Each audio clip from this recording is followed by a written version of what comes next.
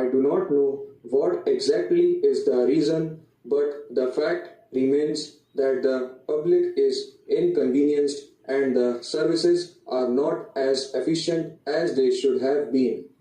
I would therefore request the Honorable Minister to examine this question of reorganization as well as the question of satisfying the legitimate demands of the employees more sympathetically, not only because it is just and desirable the administration should be properly reorganized, but it is also desirable that the employees should be fully satisfied and their legitimate demands should be adequately met, and also because of the fact that this particular department has a direct contact,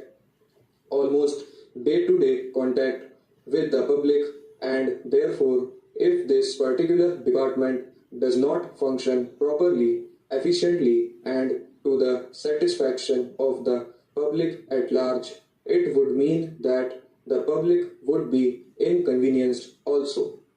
This being the additional reason, would request the Honorable Minister to see if it is possible to reinstate all the employees who are still not reinstated, and to see that the entire effect of the central government employees strike is erased so that the workers may be in a position to work more enthusiastically and with great satisfaction to provide these services which are so very important from the point of view of the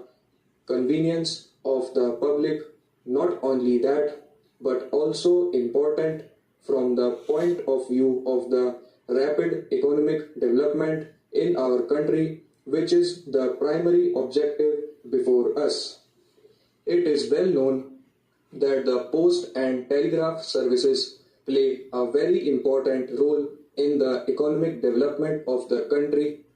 If the post and telegraph services are efficient, to that extent economic development becomes easier. If they are not efficient, it becomes difficult for the people to carry on their day-to-day activity and to maintain their contacts.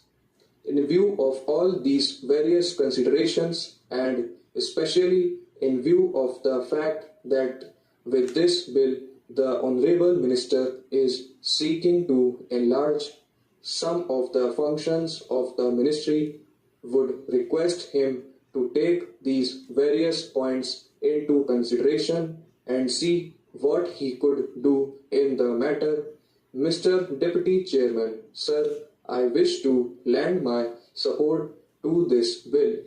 The bill is a very simple one, and there is no need for any controversy or exchange of hot words regarding the matter.